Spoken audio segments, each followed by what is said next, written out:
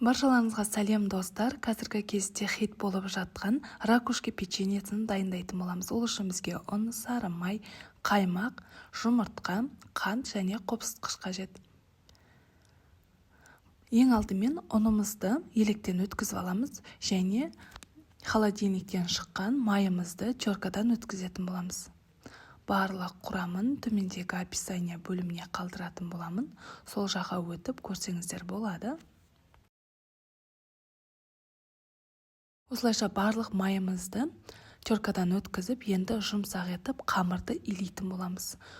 Илегенде крошка болып шығу керек ең алдымен.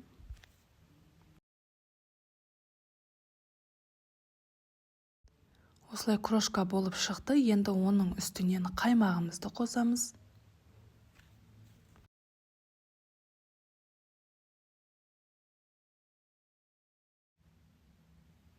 Жұмыртқамыздың 3 сарысын қосатын боламыз және қопсытқышты қосып, қамырды лопатканың көмегімен кішкене илейміз және осы құрамның үстіне тағы да 300 граммдай ғана ұнды қосып, жұмсақ етіп қамырды илейміз.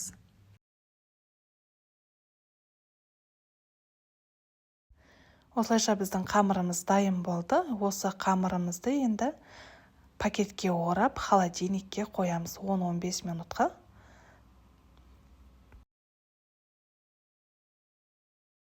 Он 15 минуттай уақытымыз өтті, қамырымызды шығарып аламыз.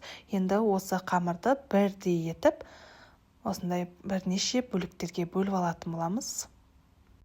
Қамырларымызды осылайша дөңгелетіп алып, барлығын бірдей формада бетін жауып, тағы да тындырып қоямыз. Енді ішіндегі салмасын дайындайтын боламыз. Ол үшін бізге жұмыртқамыздың осы сарысы және қантты салып, жақсылап миксерлейтін боламыз. Толықтай уақыты 4 минуттай миксерлейміз.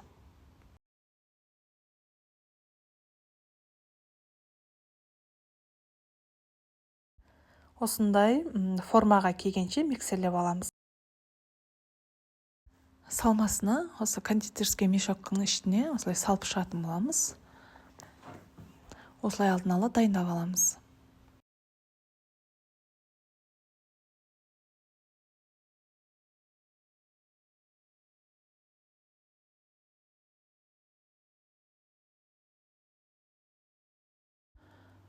Қамырларды осылай кішкене ұнымызды сеуіп, жайып шығатын боламыз. Дәл осы видеодағыдай жайсаңыздар болады. Өте жұқа етпей. Осылай жайып, начинкасын ішіне салып, дәл осы видеодағыдай түйіп шығатын боласыздар. Духовканы 110 градусқа 1 сағатқа қоясыздар. Осылай барлығын дәл видеодағыдай етіп түйіп шығасыздар. Қыздар, енді дәміне сөз жоқ, ауызда еритін печенье бір рет болса да дәл осы рецепт бойынша дайындап көрсеңіздер болады. Осылайша барлығын дайындап алдық. Тағы да бір рет көрсететін боламын.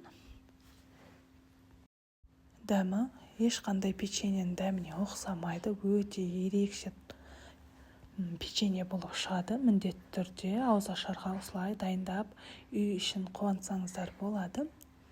Осылайша енді осыны қысып тұрған печкамызға жіберетін боламыз. Достар, видео ұнаған болса, лайк басып, менің парақшама тіркеліп, өз пікіріңізді қалдырып кетуді ұмытпаңыздар. Сізде дәл осылай дайындап көріңіздер, ас болсын.